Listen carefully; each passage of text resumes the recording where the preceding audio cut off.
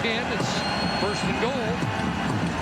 Nichols from the pocket, releasing underneath. It's Harris, spins off first contact and fights his way to the 6. Anthony Thompson shaking up on the play, and that's another Lions DB down. Well, they didn't have to bring the training staff in. He got up, so he's able to stay in the game. Second effort here for another yard and a half from number 33. Mike O'Shea talked about how tenacious and how much fire he played with last week, and how the offensive line started to take that game from the Argos away. But they were inspired by the work of Andrew Harris. Second and goal. Got time into the back of the end zone, and touchdown! A one-handed beauty!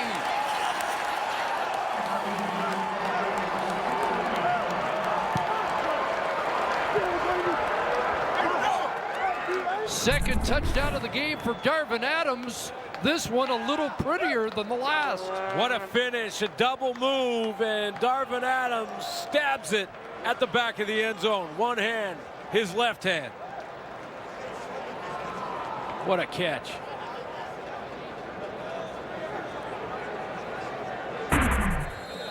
He has stepped up tonight, and that was Darvin Adams with some big catches on the drive, including the 52-yarder. The athleticism at the receiver position this year across this league is unbelievable. Well, that's the guy that the Bombers have been waiting for, and Darvin Adams with a "did you see that catch?" to add to the Bomber lead. Reminder, it's the Rough Riders and the Stampeders, and it's year later Tackle Hunger Night at McMahon tomorrow, so bring food and help support that. Boy, there's a couple of beautiful catches every game, it seems, and Darvin Adams just got himself on the highlight reel. Nice double move, one-hand catch back of the end zone. Yes, a Sports Center moment indeed for Darvin Adams. 3 consecutive touchdowns for the Bombers in the game. Now an 8-point lead after trailing by 13. Chris Rainey to work. They have done a better job against Rainey of late. Thomas Miles. Great move, great catch. But let me show you the mistake for the young DBs watching that TJ Lee makes. There's Darvin Adams. Watch him make this double move. Now, TJ Lee has got him on the out, but he makes a mistake right there. He's looking back, not looking at his receiver who just turned it up on him on the double move. He's looking back at the quarterback. Darvin Adams gets in behind him, and then the one-hand catch back of the end zone. Nice. Well, let's see how Travis Lulay responds. Starting at the 25. Throws for Iannuzzi, got a catch, got a first down up at the 40. Dragged down by Brandon Alexander. Boy, since that big hit on Iannuzzi in the first half by Brian Walker, it's almost like he's bracing himself as he catches the ball now. He's going to catch this ball, brace himself for a second, not knowing what's behind him, hang on, and then turn up, secure the football, and get positive yards. 4th catch for Iannuzzi on the night. 39 yards and a first down here for the Lions at the 40. Jeremiah Johnson out of the backfield. Lulay trying to dump it off. It's picked up. Jake Thomas. He'll try and hand it off to Kyle Knox, and Knox down the sidelines. It's a touchdown. What a play by Jake Thomas.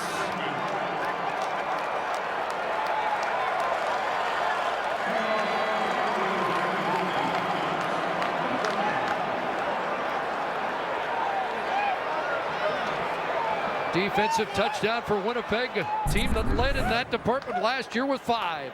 Well, he starts in a 3-point stance. Jake Thomas with a rip move in a double team, what the defensive tackles have to live with all day long. He tips it up to himself, has the presence of mind to give it to his teammate in Kyle Knox. I mean, did we just watch Darvin Adams, or did we watch 276-pound Jake Thomas? Big guy out of Acadia makes a play that helps the Bombers score their 4th consecutive touchdown of the game. And now they've got a 15-point lead. Well, the big man can make a catch too. And then hand it off for a Bomber defensive touchdown. And the Kyle Knox touchdown. Well, it's just the whole sequence here to tip it up and keep it alive. A little athleticism at 276, the former Axeman, and then to have the presence of mind and the guts to say, here you go, give it to someone that's not being tackled by 4 Lions. And Kyle Knox takes it the rest of the way. If he was watching the Edmonton-Hamilton game, Marcus Howard tried something similar yesterday and gave the football right back, but that handoff executed perfectly and backwards, doesn't get much time to savor it. He's got to get right back out on defense, but Jake Thomas won't be complaining. Conference All-Star back with the Acadia Axemen. 1 sack on the season so far, but that's his biggest play of the year. You know, for the first 20 minutes, it was all BC. It's been all Winnipeg. Of late, Rainey taken down. We'll get back to the sidelines. Here again, Farhan.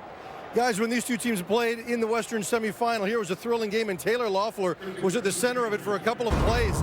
You'll remember the Jonathan Jennings touchdown, and late in that play, he shook Loeffler before he got into the end zone, and it was a play Loeffler didn't really want to talk about, but he said it's been hard to avoid with the amount that's been used in various league promotions and commercials.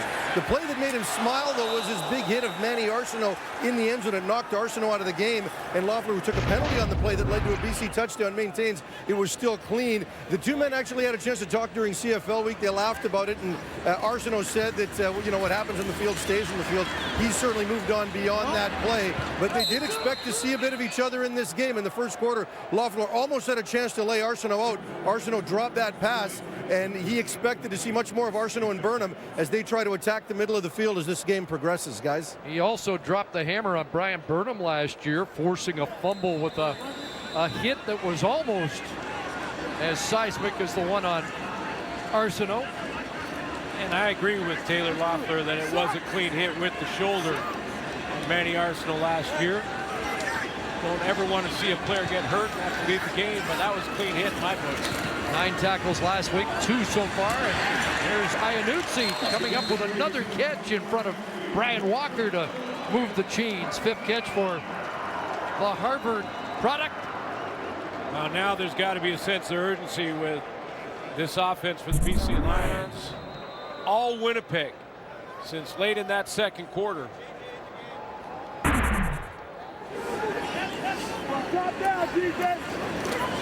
Here they come. Lule got it away, and over 300 with another connection to Iannuzzi into Bomber territory. Like TJ Heath is slow to get up here.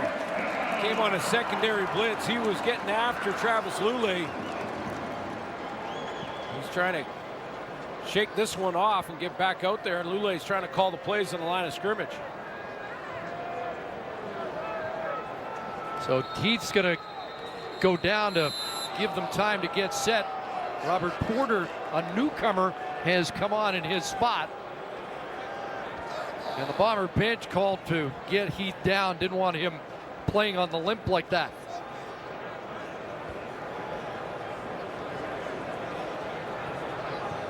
TJ Heath came on that halfback blitz. He's down here, and he'll come on this halfback blitz. Kind of goes high and past Lule, and when he tries to put the brakes on, I think his teammate Corey Johnson just kind of rolls over top him, or is it? It wasn't Johnson.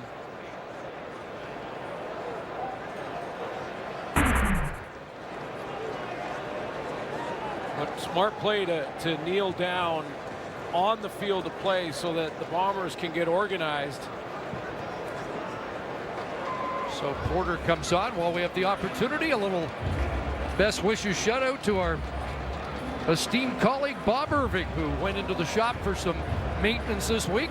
Reports that all is well, and he'll be back in the lineup next week for the Bombers. Hope you're doing well, Bob. Absolutely. He's missing all the excitement tonight, though. Now looks like TJ Heath will be okay. That's good to see. Winnipeg at home next week against Montreal. Next Friday, it'll be these Lions in Edmonton. Now the Bombers have to juggle their secondary. They're going to put Robert Porter, it looks like, to the wide field and have him play corner out there. He's trying to get the signals now from Rock Carmichael at halfback.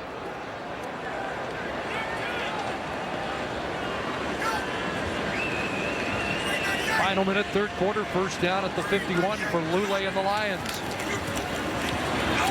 Little extra pump there, and over the middle, Iannuzzi can't hang on in traffic this time. Boy, he's been the prime target here in this second half for BC. Well, teams will have to stay strong, think fast, and play hard. The Amazing Race Canada, all new Tuesday at 8 on CTV.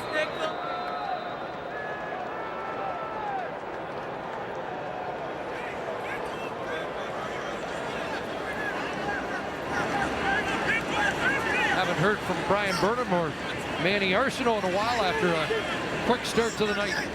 Second and 10.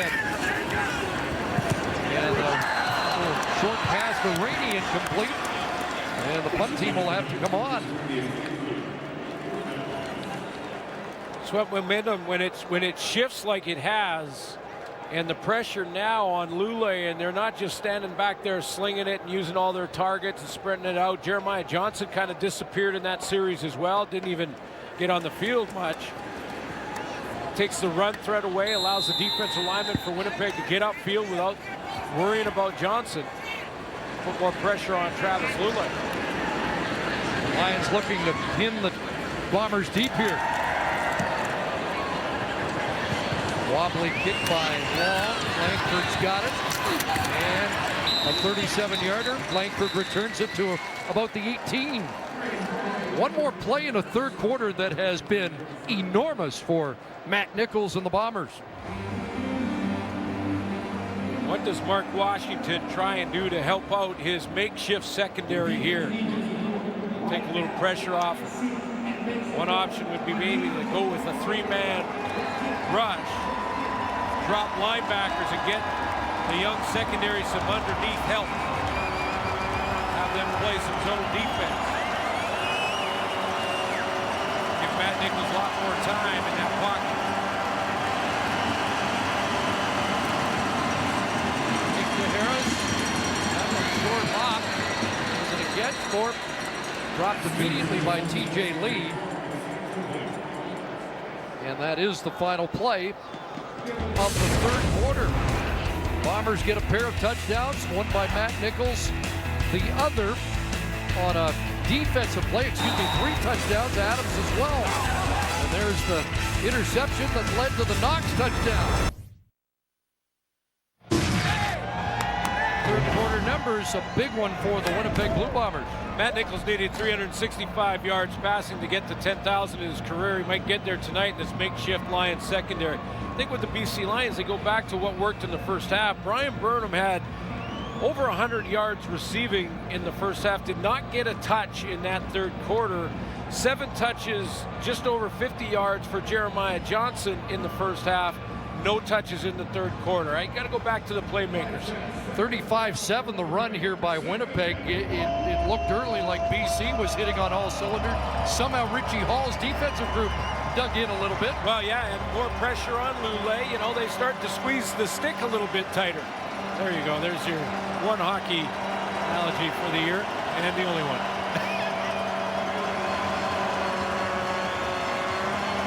Now it's Mark Washington's defense that has to make a play or two. Underneath, TJ Thorpe, and he'll be stopped short. A little extra effort to surge, try to get out of the grasp of Micah Awe.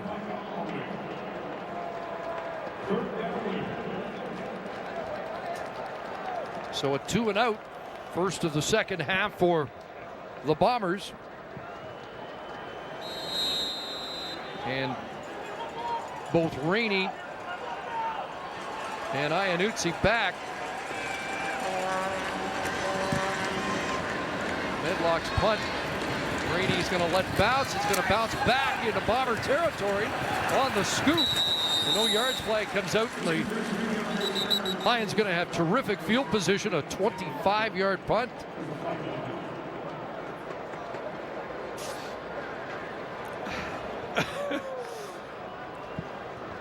Well, apparently we were a little quick to get to our position. We were on the third quarter break, but we'll calm down the truck and we'll get back to some game action here. I believe that's a fine. I'm not sure which one of us will pay for it. Yeah, I'll take care of this one. Woo! Okay. Big set of downs here for the BC Lions, really is. Not only to stop the momentum, but just to get back to the playmakers. Just excited, wanted to get to the fourth quarter. Let's go, guys.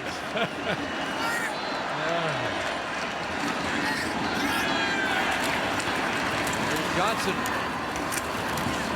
push the pile ahead. First touch, second half for Jeremiah Johnson. Yeah, and even though he stopped short here just for a couple of yards, few yard gain here, I think it's still important for that balance. It keeps the D line for Winnipeg with their eyes on him for a split second. That's one split second that Lule may need. 4 for Johnson, 2nd and 6. Lule throwing, and it's intercepted. Rock Carmichael has the interception off the fingertips of Iannuzzi. And Carmichael has his first interception in the CFL. Iannuzzi is going to Wally Buono asking for a challenge. He feels like Rock Carmichael pushed him on his way to the football. I'm not sure he did. No challenge flag out yet. And Carmichael with a pretty nice snag of his own. Clash between Toronto FC and Colorado. Action gets underway 7 Eastern, 4 Pacific on TSN 1 and 4 and in 4K. And there is a challenge on the interception by Rock Carmichael. That was a great catch by Carmichael. You're right. Let's take a look. There's a little bit of contact here down the field.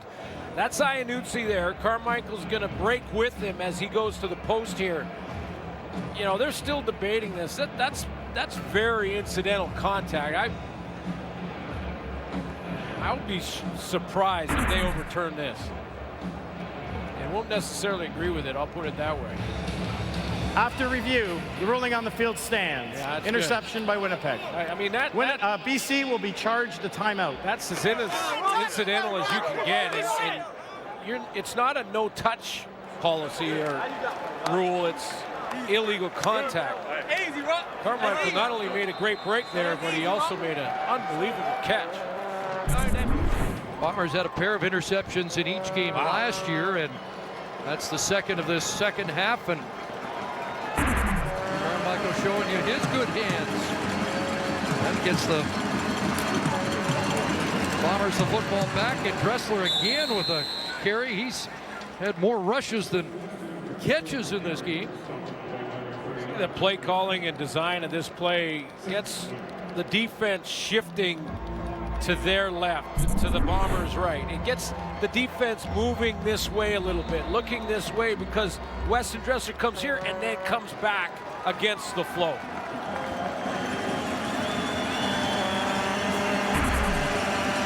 Second and 6. Here come the Lions. Nichols gets it away, Fioli Gadino, and it's overthrown by a stride as he was up against Luchez Purifoy.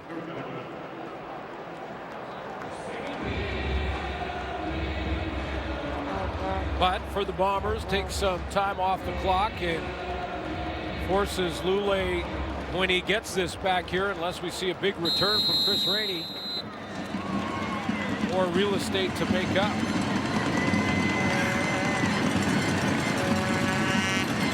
And the turnover took points off the board, and now Medlock, another short boot.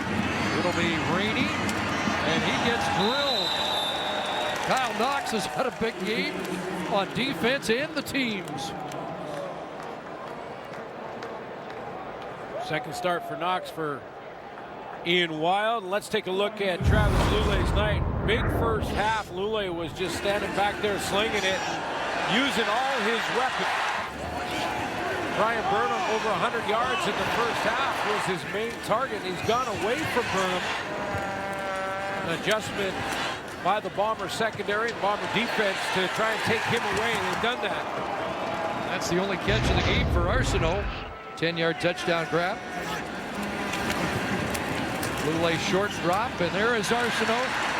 Nice grab over the middle in traffic for the Manny Show. You know, and the Loeffler presence is there, though. Watch Manny Arsenault catch this ball and prepare for impact. Even though Taylor Loeffler doesn't make the hit, it's an inside move. He knows he's going into that danger area, and then he gets down and buckles there. He just getting that low pad level because he's coming. 15 for Arsenault, first down. Lulay's got time, gonna air this out downfield, and it's caught. What a grab by Burnham again, in traffic. Well, and this is just Lulay saying, I don't care if you've adjusted. I don't care if you're gonna cover my guy. I'm gonna throw it up because I like the chances in a 50-50 ball, and Burnham comes down with it. 149 yards on 6 catches for Burnham. Into the red zone, a fake to Johnson. Nick Moore's got it. And a shirt tail towel tackle by Chris Randall, but looks like Moore's got a first down. Let's go back to that 50-50 ball with Brian Burnham and Rock Carmichael. Carmichael can't cover any better than that. Just needs to get his hands on the football and up over the top. Number 16 comes down with it again. Got all the headlines for 2 catches and 9 yards last week, so trying to earn the attention with a busier night here. Prosser, Arsenault, touchdown. Second touchdown of the game for the Manny Show, and this is far from done.